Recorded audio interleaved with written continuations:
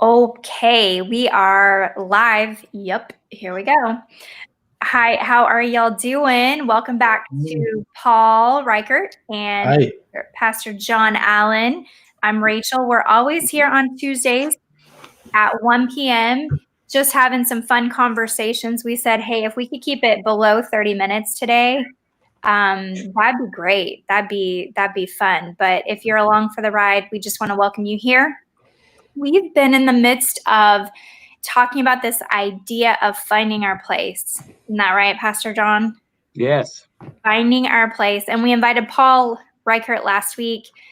He's been working with our staff, and he's worked kind of all over the country with just coaching people through finding their place for maybe greater kingdom impact. And so we're happy to have him along today. Pastor John, this week or this past Sunday, you really talked about the idea of equipping the saints. So I just thought maybe you could kind of intro us into this whole series and your heart for the series, but actually kind of where you took us in a little summary statement from this very past Sunday, just to get us started here. Well, chapter 4 begins with Paul reminding us that we are called to salvation, and that there is there's a behavior that goes along with that salvation, and that we are to model that salvation in the status of Christ. And then he talks about the equippers, the apostles, the teachers, the leaders within the church. And the language that he uses there is a language that in our culture we would more equate with coaching. That Paul provides within the church this opportunity to be coached and taught so that we can grow in our relationship with Jesus Christ. That salvation is not it is a once and for all. Once we are saved, we are always saved. But we also grow in. Well, I say once saved, always saved. We can't fall from grace, but let's not talk about that today. Yeah, we're not talking about that today. That's another Wesleyan Calvin argument.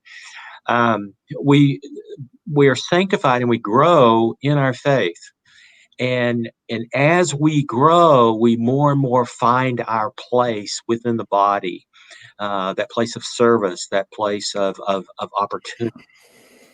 We get closer and closer to the person that God has created us and intended us to be. Well, I think we hear this word calling a lot too. I mean, we talked a little bit about that. I love verse 1 of chapter 4, and it says, when Paul says to lead a life worthy of the calling to which you have been called. That's a lot of calls. And you touched on it on Sunday, this idea that maybe we misunderstand or we assume that Paul is referring to like a particular job or a service, to maybe that we've been called, that we hear this like, go and do this. And Paul, I know you talk a lot about this, that there might be some distinction in that word calling that maybe for this conversation we would want to talk about a little bit. Paul uses two different words, kaleo, which is call, and then he uses the word that we translate equip. When he uses the word call, he's typically talking about salvation. Okay, that we are called to salvation. And then when he uses the word equip, he talks about what the jobs and the parts and the particular piece of the body that or I'm not saying that right, that we the role that we play within the body, who we are distinctively as a follower of Jesus Christ. Yeah. So this idea, right, that we're like, I don't know, we're all called to the same thing, right? But we aren't, right? So we're called to the same thing, what we aren't. And we, maybe Paul Reichert. Yeah, we are called to salvation. We are equipped for different things. Right. So this idea, what am I called to do? Maybe what am I called to be? Go ahead, Paul. Unique talks about that with general calling, specific calling. Yeah. In English, sometimes we use one word to cover multiple things, whereas sometimes in other languages like Greek or Spanish or other languages, you have unique words with different nuance that have kind of different meanings that fit together. And yet in English, sometimes we settle on one word, and calling is one of those things that's got so many kind of, I guess, horizons or angles or lenses that you can wear. And you just hit on one of them, the distinction between specific calling and general calling. And what John was just mentioning, and what he was speaking on in Ephesians, this and the word of calling as it relates to salvation, right? That's a general calling, meaning that's true of all believers, right? It's something that we share.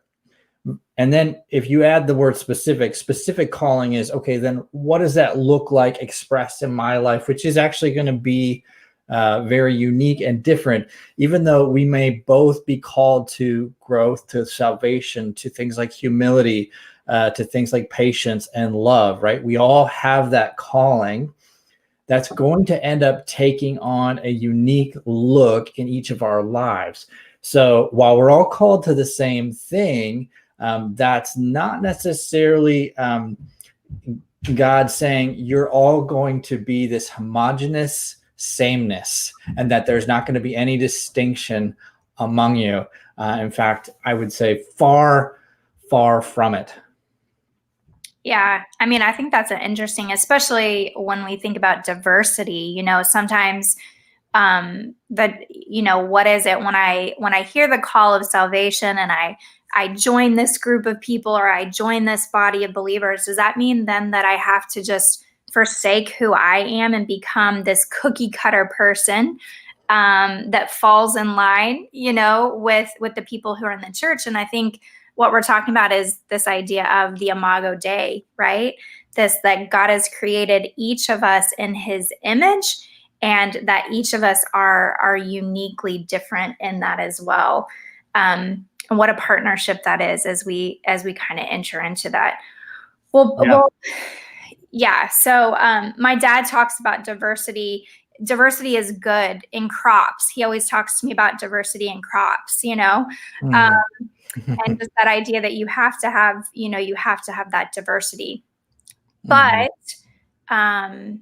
Pastor John, you kind of said there are these behaviors, and Paul touched on it a little bit.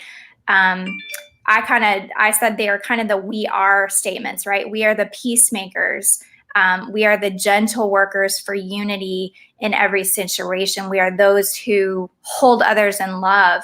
We are the change makers in a world full of conflict and hate. I mean, as we become more like Christ, we become like that, but it's going to look different. And I think that's what we're kind of trying to get at here. So how, right? Maybe the question is how. There's this process, Pastor John, you talked about the equipping of the saints, right? And that the purpose of the church is to enable and to develop mature Christians as leaders and mentors, that there is this process. Talk about that a little bit within the body of believers. I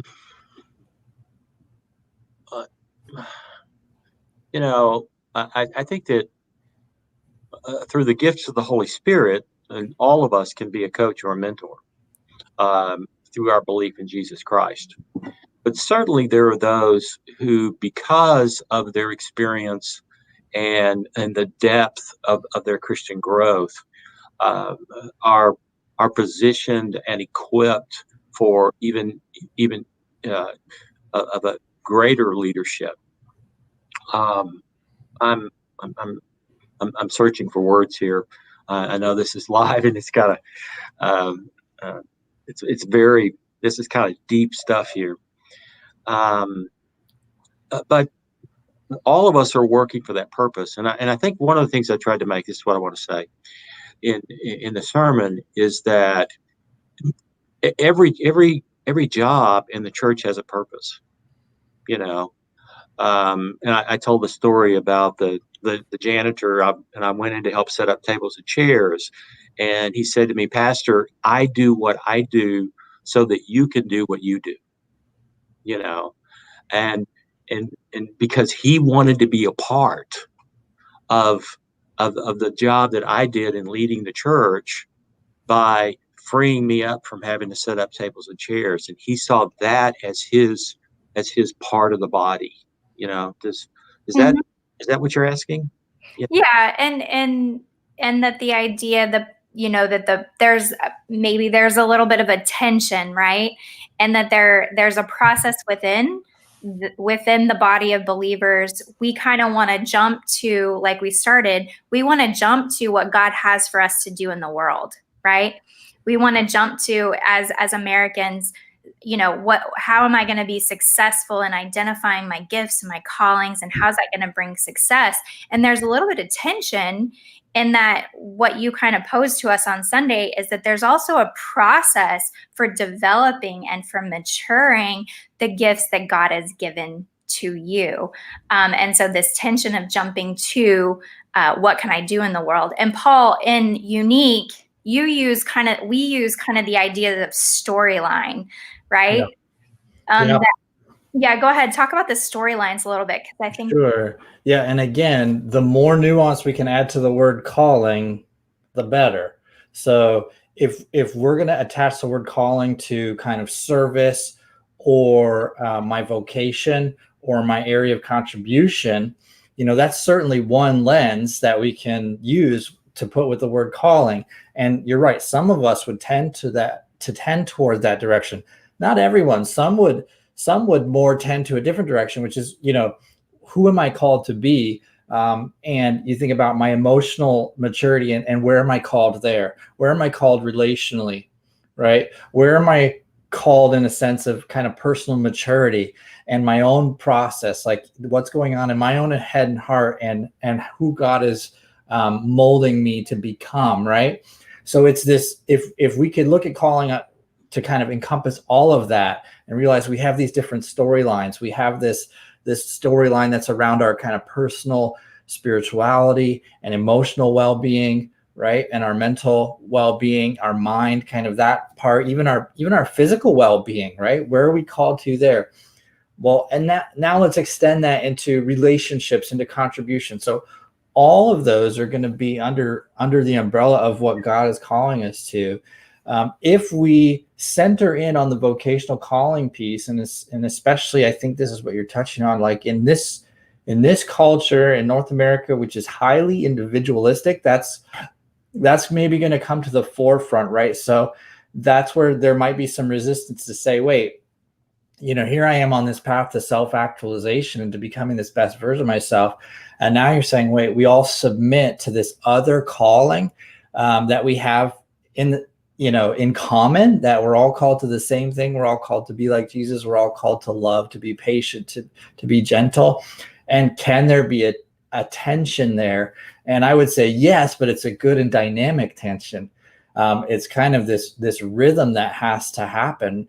And it's kind of a mistake to think that you're actually giving up something by putting your own personal aspirations or your personal kind of vocational calling, underneath this other calling, which is to be a part of this community, to be a part of this body.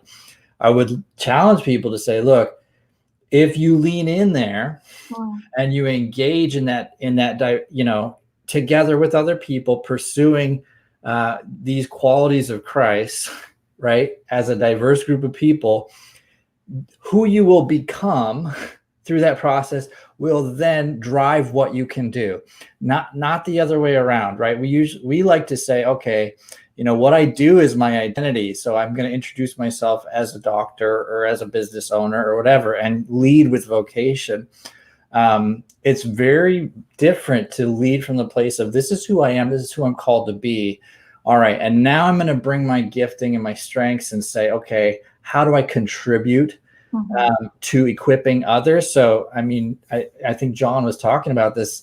Sometimes that's receiving equipping from people in the body, and sometimes it's giving and equipping others in the body, right? But if we do that, it's kind of this growth by becoming, right? We're all gonna become better versions of what Christ intended for each of us. So ultimately, the uniqueness of who you are is actually going to far exceed what you think you might be giving up by just pursuing self-actualization. So, I mean, that was a mouthful, but I think these things are a dynamic tension that work very well together. And I don't think that's an accident. I think that's by design. Well, and go ahead. Go ahead, Pat. What I was going to say is that you talk about desires, passions, and natural abilities. I think God uses those to lead us. I think that the desires that we have in our heart are God given. God doesn't put a desire in our heart and then send us in another direction to frustrate us, but God puts a desire in our heart to use it to direct us. And so, for us to get in touch with those desires, those unique abilities, that storyline, as you say, is really to get in touch with how God is leading us down a path of fullness, and really to multiply who we could be on our own. That's right. Who we could be on our own by being who we could be through Jesus Christ, and being a part and of the body of Christ. Right. That you actually will be a better version of you when you're surrounded by the people that are different than you, that bring other things to the table. Mm-hmm. So I have two things are coming to mind for me. One is kind of what Pastor John was talking about when you're identifying that. I love and unique that one of the ways that you can also identify what you're passionate about is this idea of offenders, right? What are the things that, that offend you? And I think about that in the collective sense too. I think when a church is trying to figure out who they are in their community or who they are in the world or who God is calling them to be, it's the things that they're just like, no, like that's not right. And I think that that's in our personal call too. But I'm going to flip this upside down a little bit and just ask, what you're both describing is, to me, is a no-brainer. Why would we not, as the body of Christ, want to be in the world like this? So what keeps us from engaging? What keeps us from moving into this process and becoming this body of believers in the world? I'll let you go first, John. I have my ideas, but you go ahead, Paul. well, goodness, isn't it just so much easier when I'm in the driver's seat, when I'm deciding what success is, and when I don't have to deal with the people that are different from me and I don't want to deal with, right? So, and it's just much more measurable when I can go into kind of logic and do and problem solve and accomplish mode, and then I can look back and say, look at what I've done, right? Versus this other path, which is, okay, enter into like a messy community where people are different from you, and just enter in there and kind of be right, and see what happens as you relate to each other. Well, it's hard to measure progress, which I don't know about everybody else, but for me, that's a tough one, right? Like, I want to get stuff done. So this one feels like so much slower. It's so much more this kind of, maturing process. But you think about, grapes versus wine, or olives versus oil, right? So if I give up the one, which is kind of like the candy, for something deeper and richer, right? Will I end up experiencing that? Of course, but it's that delayed gratification. It's kind of, I'm going to choose the harder path, and I'm going to choose to lose myself in a sense, and kind of be the one who's calling the shots. Can I check my ego at the door? Right. It's way easier just to say, I got this, and let me know when I need to show up to volunteer or something. But here I go, and I'm in the driver's seat. That's just me, but that, what are you thinking, John? Yeah. Well, my answer is following God is risky business. Yeah, that too. What do you mean by that? Well, there's kind of a comfort in in taking control of our own lives, but we we limit ourselves also. That's right. And and to follow God by faith is often to step into the unknown, Mhm. and that's risky. But faith says when we step into the unknown that we will either find solid ground or wings to fly. Yeah. Mhm. And Yeah, and you and know, both are incredible. you use the word control too, right? Like, to in a sense give up control. And if I were to think about the Christian, calling and faith, I mean that word probably comes to the top of the list for me. Ultimately, it's about surrender. It's not about it's not about ascribing to the right set of theological ideals, or even the right behaviors, although those are a piece of it. Ultimately, if I was going to boil it down to one word, wouldn't it be surrender? Right? You think about the fact that there are those who know the truth, but it doesn't matter. Right? I don't want to give up. I don't want to put myself under, right? And yet there's just this weird upside down thing that happens, that in the very surrendering you get the fullest reward, that you get the fullest version of you.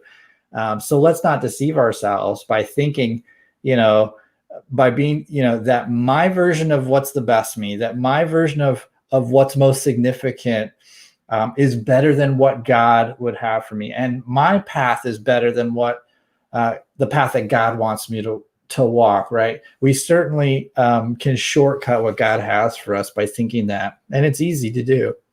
Well, I think it's important because, and I'm going to ask you both to think about this, but an encouragement to people who are facing that temptation today. I mean, how would you exhort them? How would you, maybe call them back? Because I think what the last 9 or 10 months has done for a lot of us is send us out into our own little worlds and isolated us from each other in a way that we've never experienced maybe in our lifetime, right? And so what we're talking about here is a resurrendering or a reorienting back to community, back to the process that we know that God has designed, like you talked about, Pastor John, this Sunday.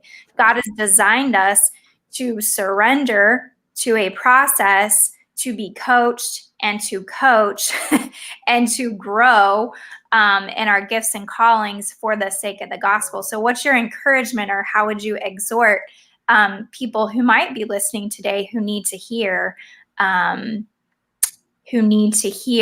don't go your own way. Don't go your own way. Mm-hmm. Well, I'm thinking about being in a situation where you maybe want to get out of it as soon as possible. Just the current situation being so different from what was normal, what people were used to. This tendency, just like, how can I get out of this, and how can I kind of force this thing to happen faster, right? So a lot of people are probably even feel a little bit limited in pursuing what they are called to do. Mm-hmm. The mistake is to hit the accelerator and try to rev the engine, be just with a little bit more effort and hustle, I could get out of here.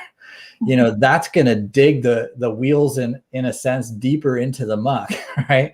Which is probably exactly where you need to be right now when it comes to this conversation, to say, hold on, surrender yourself to the greater narrative. You are here right now because it's where you're supposed to be, and lean in and don't miss what is in this for you right now. And maybe it's more about who you're becoming and less about what you're going to be doing ultimately. God will use that. He's going to use that in a redemptive way and in a powerful way if we let him to. But maybe it's a season to lean into my own maturing process, right?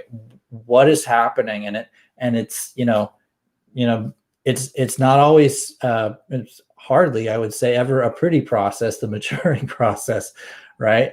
But, my encouragement would be, lean in and realize that there is a greater narrative that you can trust, there's a greater narrative that you can trust, that God is ultimately good, and that this is coming from a place of love, and that God is ultimately the one in control of your life. If you're going to live from that place, that's the encouragement, is that I can trust his goodness.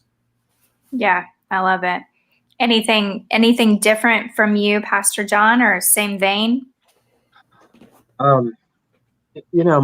My father, when I was growing up, moving away, going through college, trying to make decisions about my life, he said to me more than once. He said two things. Number one is live within the values of Christ. Work hard to live within the values of Christ. And number two, follow your dreams and your passions. He said, work hard for those dreams and passions. And he said, and if you fail, God has a better plan for you. Mm-hmm. Yeah. And I got to say, throughout my life, I've had, I've tried to live into those passions, and there have been times when I've failed. Every time God, discipline. Yeah. So, as I say, I think God puts within us those desires and passions for a reason, to guide us, and that's the storyline that you're talking about, Paul. Is discovering that storyline so that we can live into that, and live into the person that God intended us to be. Yeah, I just keep thinking, you talked about grapes, I think, Paul, and this word of greater, and it's like a grape is still a grape, even if it doesn't go through the process of becoming wine, Mm-hmm. but the grape becomes something greater when it just allows itself to go through that process. It's still a grape, right? Regardless of that or not. So I think the call here is just to something greater, which is what we've been talking about. And wait a minute, doesn't a grape have to be crushed? It has to go through an intense process, right, to become something greater. But there's so much there. But then its purpose in the world, becomes for so much more than if it was just on the vine and gets eaten by one person. So, okay. I think, but I was making a joke, but the point is that this process is not always easy. Right. Yeah, rarely. Yeah. Right. And yet it is glorious. Mm-hmm. And yet it is glorious. Mm-hmm. True. Okay. Well, I feel like that's where we should end. I'm not sure there's much more to say past that, unless either of you have anything else you want to add to this conversation. Well, thank you so much for letting me be a little part of the dialogue and having me. It was fun. Yep, you enriched it. Thank you so much. And we'll see the rest of y'all next on Sunday or before or next Tuesday. So thank you, Rachel, for enabling this. Yep. You're welcome. Thank you. See ya. Bye-bye.